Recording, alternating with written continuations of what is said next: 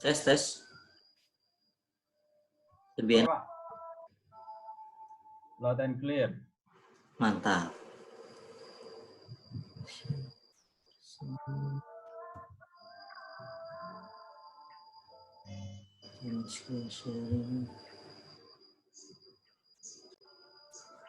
Lebih enak ini kayaknya.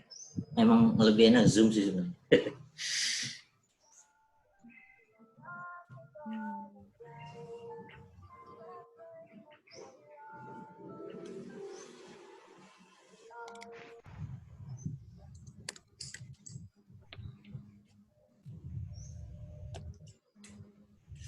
Bisa coret-coret.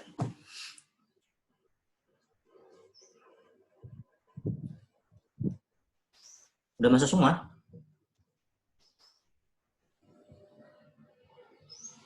Enggak, kayaknya Udah, Pak. Ada.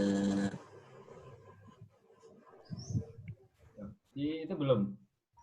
Kak Indah udah belum? Kak Indah udah. Ya.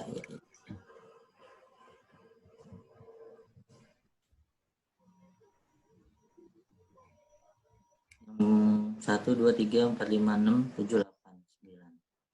Satu lagi. Siapa yang belum? Mbak Tiwi ya? Oh, udah, Pak. Udah. Oke. Repot juga ya.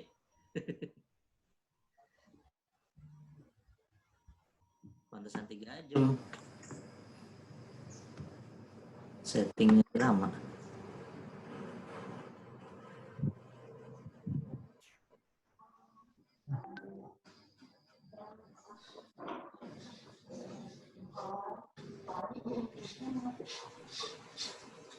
Itu suara jalanan masuk nggak?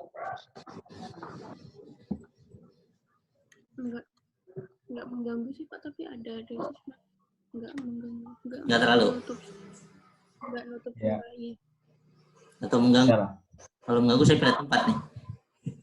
Enggak kok Pak. Enggak sih, Pak. Enggak ya? Chapter 3 sampai deh. Oke. Intinya kita yang udah dibahas sebenarnya chapter 3 ya. Plus DA kalau nggak salah ya. Iya, Pak. Ada dari role of service in economy, nature of service, karakter dari service apa yang membedakan dengan produk atau barang ya, goods, ada simultaneity, perishability, intangibility, heterogeneity, udah dibahas semua ya? Iya, Pak. Nah, belum saya share nih kayaknya. Oke, screen.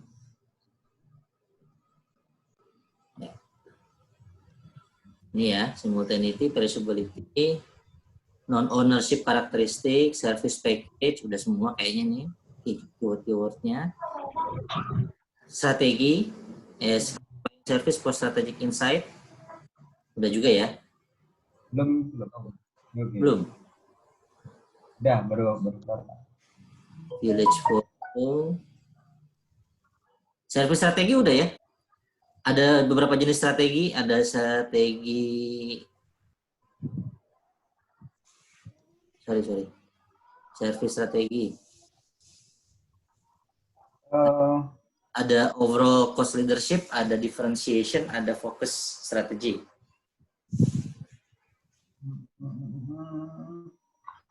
Terakhir itu belum banyak. Baru service competitive environment terakhir itu kan ada beberapa poin. Yang terakhir exit barrier itu loh, Pak. Oke. Yang terakhir apa barrier? Exit barrier yang dibahas. Exit barrier di chapter berapa? Termasuk yang service competitive environment yang masuk ke service strategi waktu itu. Oke. Kan ada beberapa poin. Kalau ekonomi, transportasi cost, erratic price fluctuation. Jadi sebenarnya yang chapter 3-nya juga belum semua ya? Belum. Oke. Ini kalau begini layarnya apa? Layar si Zoom-nya? Zoom. Zoom, Pak. Cuman sama, pecah-pecah juga. Pecah-pecah juga? Iya, Pak. Cuman nggak tahu teman-teman yang lain ya. Kalau di saya pecah-pecah.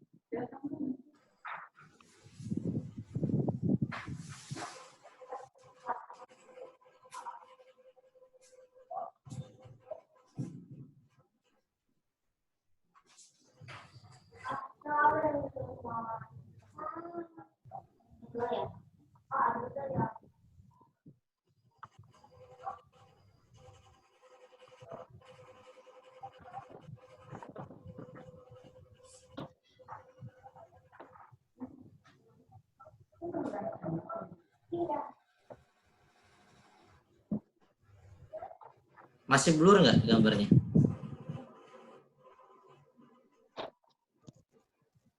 Kalau ini gambar ininya masuk ya?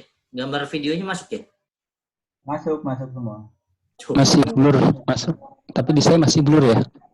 Masih blur juga. Yang blur siapa? Mas Sodik ya? Mas Sodik apa Mas Ustaz? Iya. Iya, Pak. juga blur, Pak. Blur Saya semua. juga nggak kebaca nih. Oh iso ya. Semalam enggak.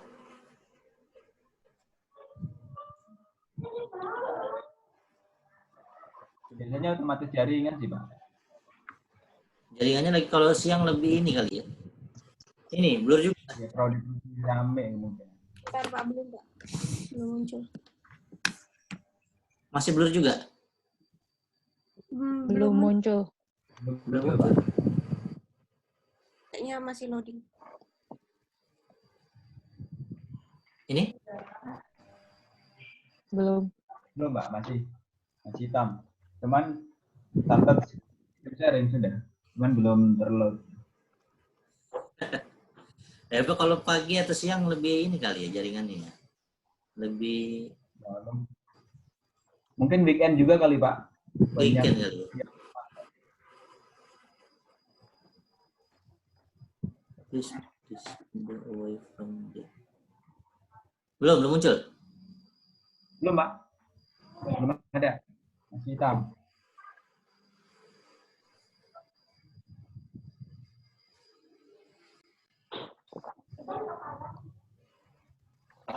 Sudah sih. Keluar lagi. Tadi muncul, keluar lagi. Coba ulang. Nih, Udah, Pak. Ya, Oke. sudah, Udah, Pak. Pak. Jelas ini. ini lancar. Ya. Oke. Ini, Pak. Oke ya. Pak. Oke. Tadi saya checklist bagian apa gitu.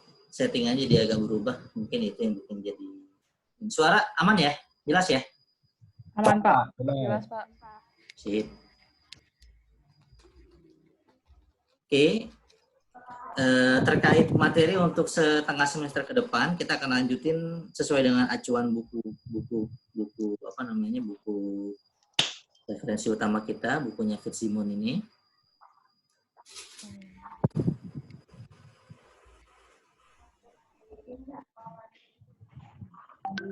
Jadi, tapi mungkin ya lagi-lagi kita nggak akan bahas semua chapter, tapi kita akan bahas beberapa chapter yang memang penting untuk kita bahas.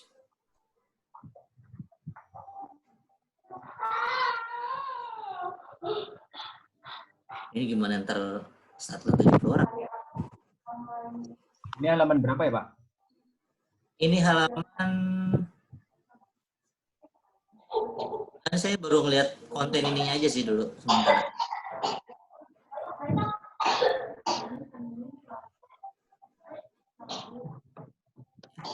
Chapter 2 udah, chapter 3 mungkin sebagian udah, nanti kita coba-coba kalau emang perlu kita tambahin lagi. 4, new service development. Belum ya. Nah, saya pengen cerita dulu aja deh. Garis besarnya dari buku ini sebenarnya dia bahas apa sih? Ada yang udah sempat baca semua nggak? Belum, Pak. Buku ini lumayan Belum, ya, Pak. Oke. Buku ini lumayan jadiin sebagai rujukan untuk mata kuliah atau ya course tentang service ya. Judulnya memang Management, Operation, Strategy, Information Technology. Saya punya edisi 7. Terakhir saya cek tadi di situsnya yang terbaru edisi 9. Kalau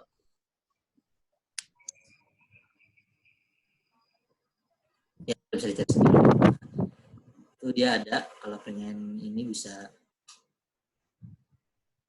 diintip-intip. Tapi kurang lebih sih edisi 7, 8, 9 kayaknya nggak terlalu banyak berubah ya, paling berubah sedikit-sedikit di case tadinya aja.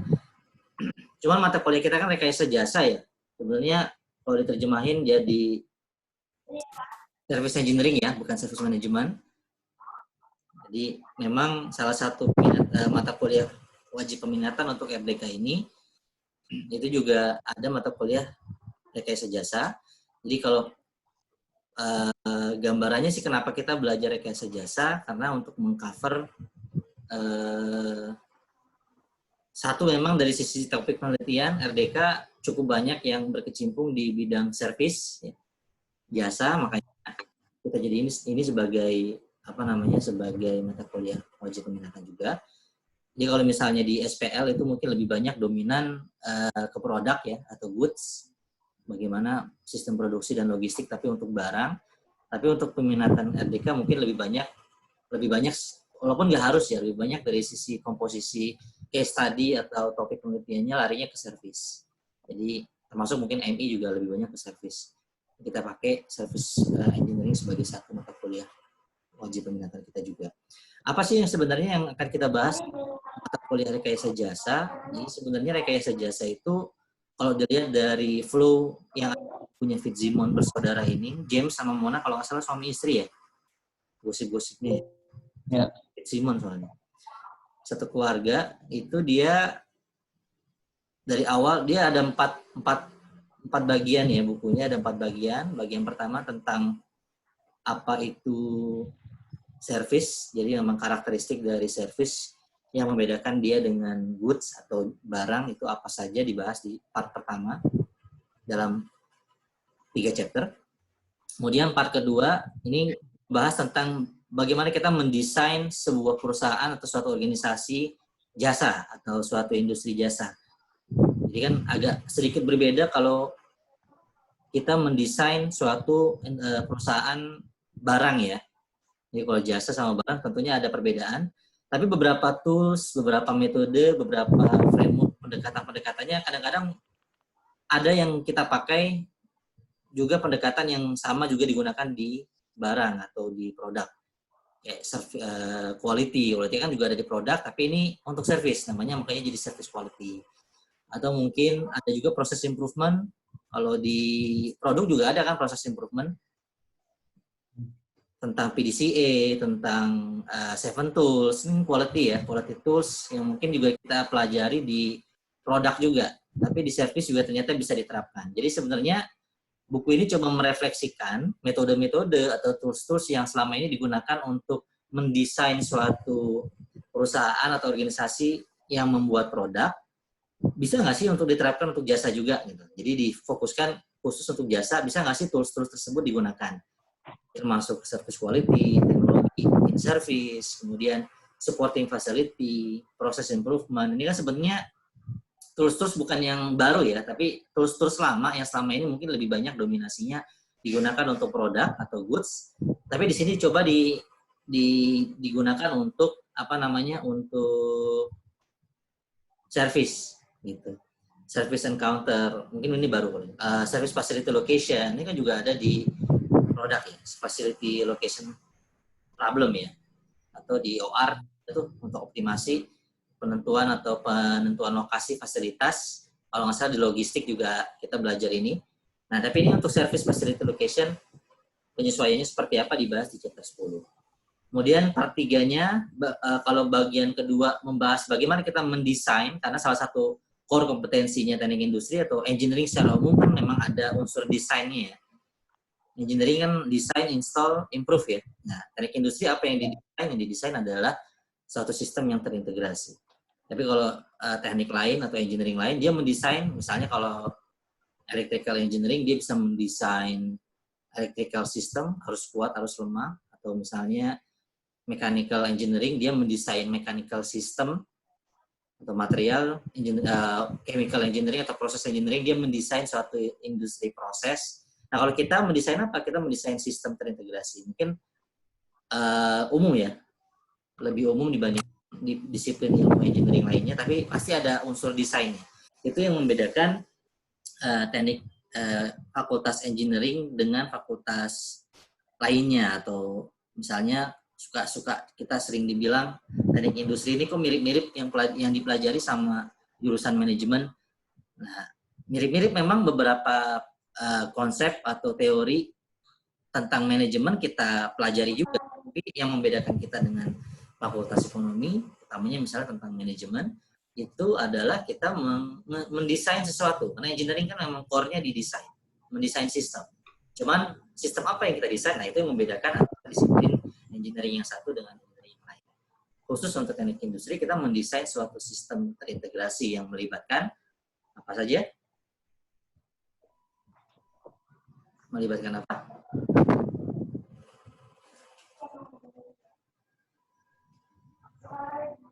Halo? Ya. Ya Pak, masih ada. Jurusan teknik industri apa yang didesain?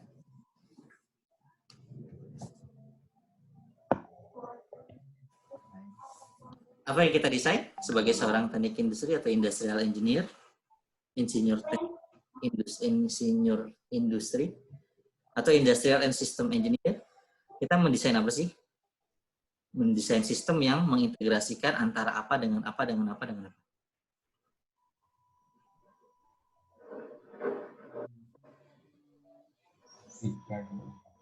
People, machine, sama Ya. apa ya satu lagi?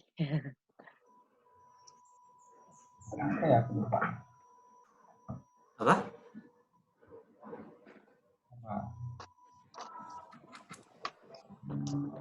Man, machine, Material. material. Machine, material, apa lagi? Oh, metode. 5M ya? Method. Machine, material, metode, sama money. 5M, ada tambahannya? Energi. 5M, Environment.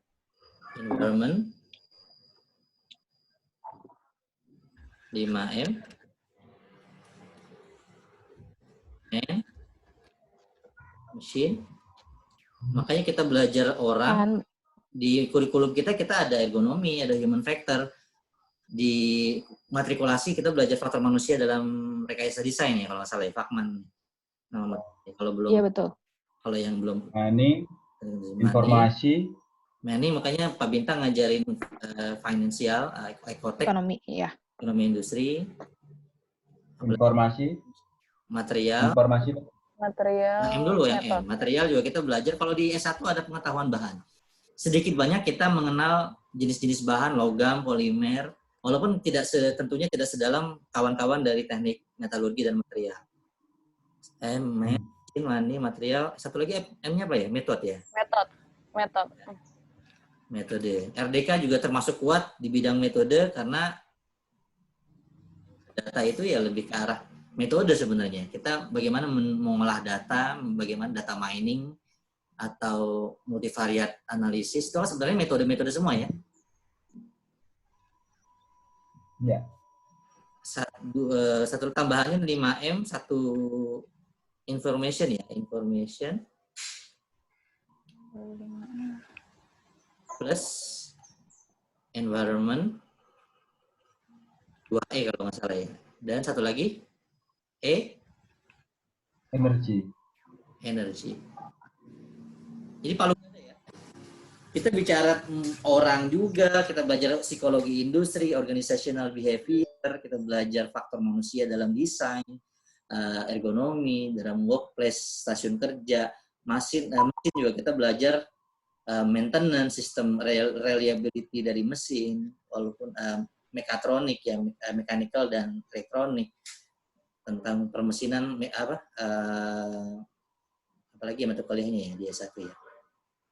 Semua tentang permesinan kita belajar, tapi memang nggak sedalam di teknik mesin tentunya. Atau di Mani kita belajar ekonomi juga, pengantar ekonomi, kita belajar akuntansi, kita belajar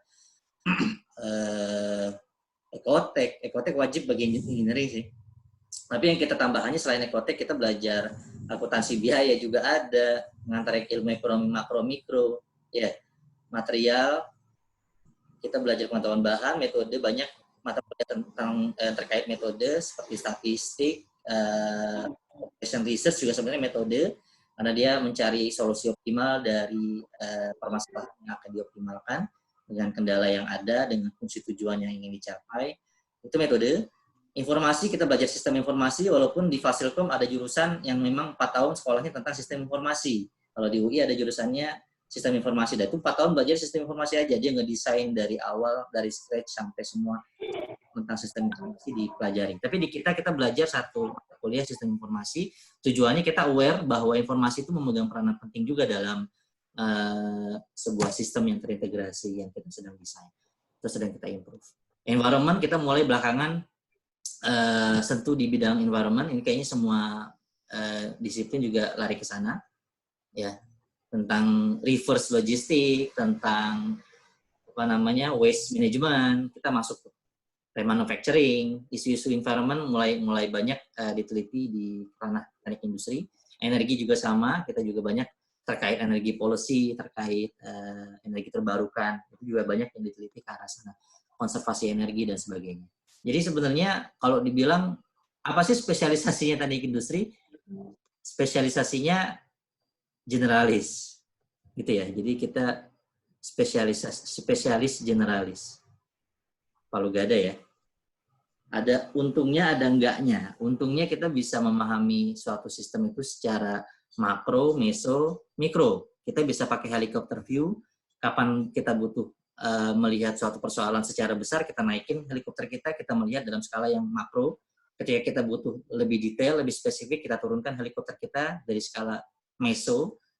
Lebih detail lagi kita bisa bahas juga analisis untuk skala mikro. Misalnya kalau kita contohin, misalnya untuk skala makro, kita bisa bahas dari sisi hubungan antar beberapa perusahaan dalam satu sektor industri yang sama. Itu kan bicaranya makro.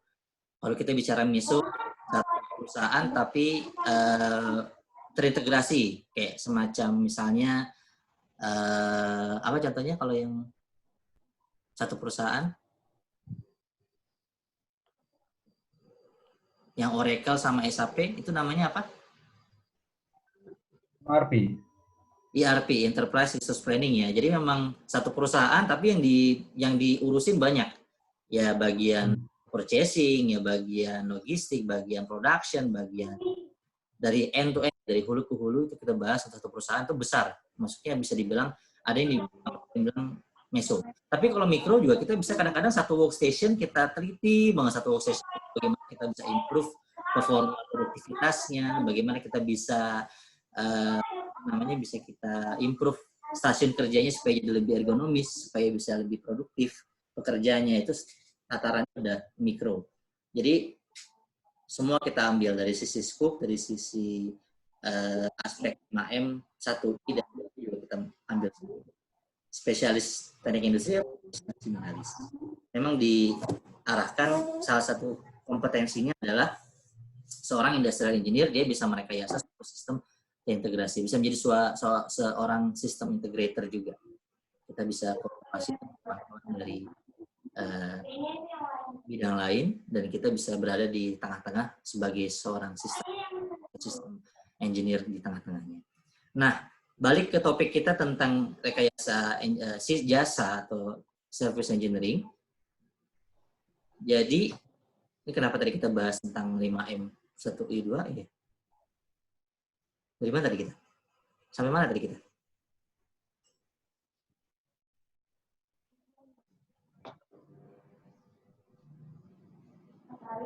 Desain, Pak. Part 2 ini ngebahas desain service enterprise, mendesain suatu organisasi atau enterprise, tapi warnanya adalah service bukan produk enterprise. Di bagian ketiga, part ketiga, lebih menekankan bagaimana kita manage service operations. Udah belajar operation management belum? Manajemen operasi. Mata kuliah Sudah, Pak. sudah ya atau sedang? Semester lalu sudah. Nah, ini kan Manajemen belajar operasi. bagaimana memanage capacity demand, ada ya, change demand, Oh, iya. ya kan? Bagaimana memanage waiting lines, teori antrian, bagaimana service supply relationship, ini juga ada mungkin dibahas-bahas sedikit di sini. Tapi ini lagi-lagi konteksnya dikemas sama si Fijimon bersaudara, kita memanage operation atau operation management, tapi ranahnya untuk dieksklusifkan untuk service saja. Jadi bagaimana manage capacity demand, tapi untuk service seperti apa sih? Contoh kasusnya atau toolsnya bagaimana? Waiting lines dan lain sebagainya. Manage service project ini kan sebenarnya manajemen project, tapi untuk service project seperti itu. Nah di part keempat didalamin lagi untuk kuantitatif modelnya. Jadi supaya karena engineering juga ada kuantitatifnya, bagaimana hitungan-hitungan kuantitatif untuk capacity planning, queuing models, forecasting demand service, managing service inventory dalam service itu seperti apa. Di SPL mata kuliah wajibnya ada sistem inventory atau sistem persediaan, tapi dia lebih ke arah manufaktur. Tapi kalau di chapter 18 ini inventory tapi untuk service itu seperti apa? Nah, ini dibahas di buku ini. Jadi sebenarnya kalau boleh dibilang sebenarnya nggak ada ilmu atau teori yang baru ya di buku ini. Cuma memang kemasan dari topiknya atau case study-nya memang kita akan lebih banyak mendalami tentang seluk-beluk sektor jasa. Gitu. Ada pertanyaan atau komentar? Suaranya berisik nggak ya? Belum, Pak. Aman ya? Aman, Pak, masih. Aman. Ada pertanyaan, komentar nggak ada?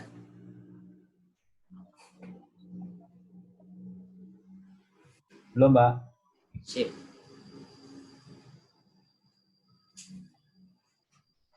Saya pengen nunjukin satu slide, ada slide untuk review dulu sebentar sebelum masuk ke servitization. Udah dibahas belum? Istilah servitization. Pernah dengar atau? Sudah, Pak. Atau Sudah pernah disampaikan. udah. Apa servitization?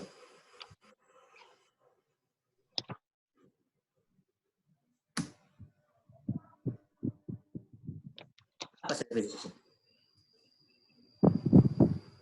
Ini paper udah lama ya, dari European Management Journal tahun 1988, bahkan ide tentang servitization ini sudah digaungkan.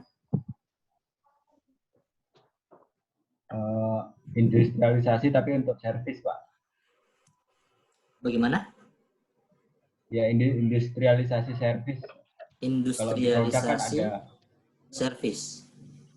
ya kalau produk kan udah namanya ya, sering banget di situ, cuman lupa. Yang lain? Industrialisasi service. Jadi perusahaan service diindustrialisasikan. Apa maksudnya diindustrialisasikan?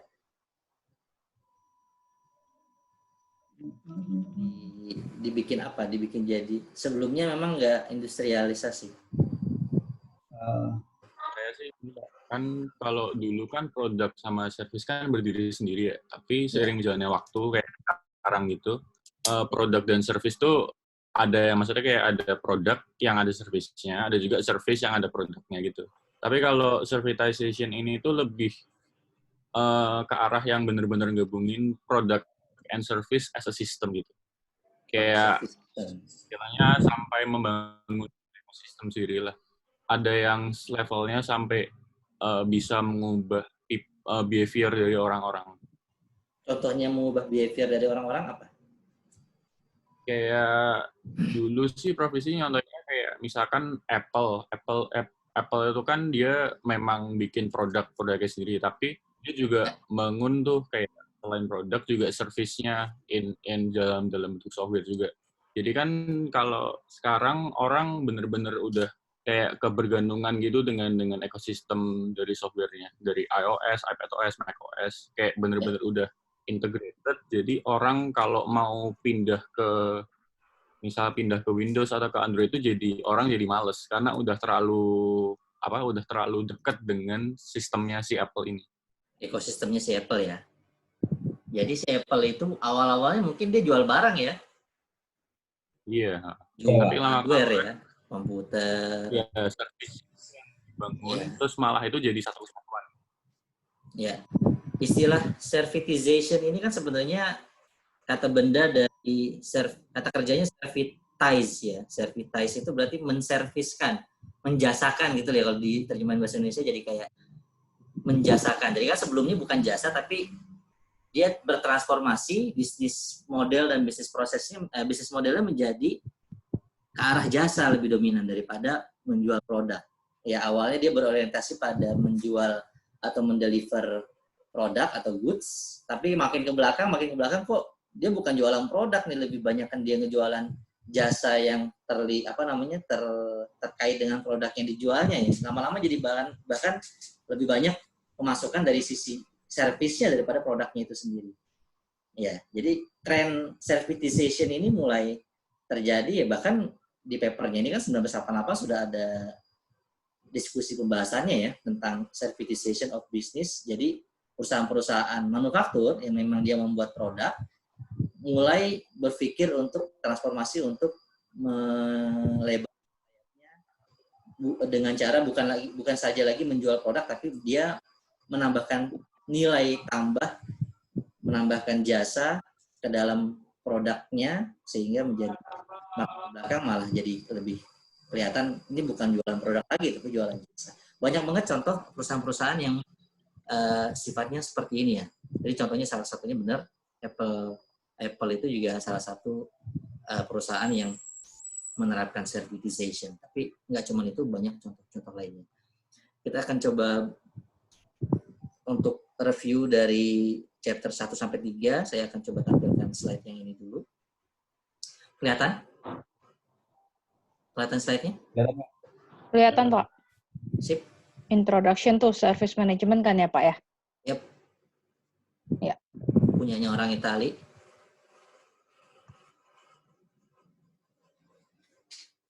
Bikinannya Paolo Gagliardelli dan Giuditta Pezzotta. Atau bacanya benar salah. Bagus, lumayan bagus. Saya searching ini lumayan sedikit banyak merangkum tentang chapter 1 sampai 3 lah. Beberapa mungkin udah ini kita review sedikit aja nggak apa-apa ya dari awal. Kenapa butuh ini nggak perlu kali ya. Dia ngebahas tentang introduction to service, kemudian klasifikasi service. Ini kan sebenarnya chapter 1, chapter 2, chapter 2, ya kan ya. Service Engineering Operations ini tadi yang part 3 managing operation-nya, service capacity ini juga termasuk part 3. Nah, ini mungkin udah atau belum ya, service performance measurement mungkin salah satunya juga di beberapa chapter ada tentang service performance measurement. Kita lanjut dulu.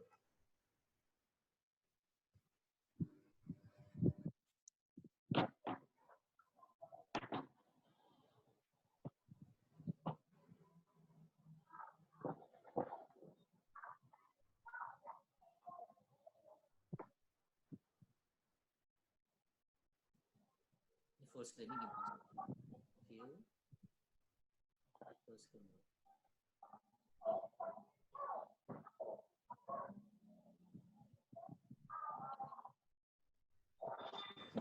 Ya, dosen di mana ya dia? UniBG Universitas of nggak tahu, searching aja. Ya. Tentang kalau dia bahasnya cuman introduction, service classification model, service capacity, service engineering, service operation didalami dengan case study ABB. ABB suatu perusahaan bidang, ada yang tahu ABB perusahaan apa? Robotic automation. Elektrik itu Pak. Di bidang ini apa? Listrik Pak. Listrik salah satunya ya. Banyak ya, produknya lumayan. Oke. Ya, itu elektronik, listrik ya, infrastruktur ya rasanya. Service performance measurement. Mungkin agak sedikit beda, tapi kita nggak akan bahas. Kalau dia satu chapter ada yang 5 jam, ada yang 5 jam, berarti kan sekitar 2 pertemuan programnya dia. Kenapa sih service? Ini juga udah pernah dibahas ya. Mungkin mengulang kembali. Dia punya data yang lumayan menarik di sini untuk di Eropa khususnya. Bisa dilihat komposisi antara jasa, konstruksi, industri lainnya, dan agriculture. Bisa dilihat yang warna ungu ini kan jasa ya. Hampir di semua negara, sektor jasa ini yang paling mendominasi dari sisi gross value added at basic price million euronya tahun 2007 ya. Jadi secara nilai euronya, kontribusi sektor jasa, hampir di semua negara ini yang paling dominan. Jerman juga, walaupun Jerman cukup kuat dengan industrinya atau manufaktur. Industri maksudnya industri manufaktur ya. Dengan manufakturnya, tapi jasa dari sisi rupiah, sisi euronya, sisi mata uangnya, duitnya lebih banyak di sektor jasa. Tahun 2007. Perancis juga sama, Italia juga mirip-mirip sama, United Kingdom juga lumayan. Belanda juga. Intinya dia pengen ngasih tahu bahwa service ini punya posisi yang cukup kuat untuk di perekonomian. Di sudut pandang GDP sama ya. Perancis ini kalau ini untuk semua negara ya, nggak cuma Eropa. Perancis paling tinggi, 80% dari GDP-nya itu dihasilkan dari sektor jasa. Ini udah dibahas belum sama Bu Isti? Sudah pernah sih Pak disampaikan Seberapa, bahwa service itu makin apa namanya ya, GDP dari service itu semakin tinggi ya. Tambahan informasi aja, jadi untuk di negara-negara kita bisa lihat, bandingkan di sini antar negara, paling banyak memang Perancis, tapi ini enggak, tahun 2012 sumbernya Wikipedia sih, tapi lumayan bisa ditelusurin sumbernya dari mana. Cuma kalau sumber nggak boleh Wikipedia ya, jadi Wikipedia kan dia juga sebenarnya ada sumbernya lagi, nah kita kejar harusnya sumber utamanya, tapi nggak apa, insya Allah cukup valid, tapi kalau buat tesis nggak boleh ya. GDP dari masing-masing negara untuk sektor jasa lumayan tinggi, diurutin dari yang paling tinggi Perancis, Inggris, Belgia, Amerika juga sama, United States. Kalau dari sisi persentasenya ya, persentase dari GDP total. Hati-hati dalam baca statistik karena kadang-kadang kita suka bias atau suka salah dalam menginterpretasikan statistik. Persentasenya mungkin paling tinggi Perancis, tapi dari sisi nilai uangnya belum tentu Perancis paling tinggi ya. GDP terbesar mungkin bukan Perancis. Ya, Pak. Amerika lebih besar GDP-nya daripada Perancis ya. Atau Cina mungkin GDP daripada negara yang lain. Cuman kalau persentase GDP-nya memang dia 75% kalau di Amerika lebih banyak dari sektor jasa. Beda dengan Cina ya. Cina mungkin dia memang agak cukup kuat di sektor manufakturnya. Makanya dia di bawah 50% ya. Tapi lumayan, 40% dari perekonomian dia, GDP-nya itu memang dari sektor jasa. 50% ke bawah ya, 45%. Sisanya mungkin dari sektor non-jasa ya. Bisa jadi dibilang salah satunya mungkin dari sektor manufaktur. Mungkin alasan yang bisa menjawab, kenapa ya Cina lebih banyak manufakturnya ketimbang negara-negara lainnya nih. Negara-negara maju ya. Negara maju semua ya. Kecuali ini, paling Brazil ini negara berkembang. Ini negara berkembang juga, BRICS ya. Brazil, Turki, ada istilahnya tuh, negara berkembang, Rusia ya,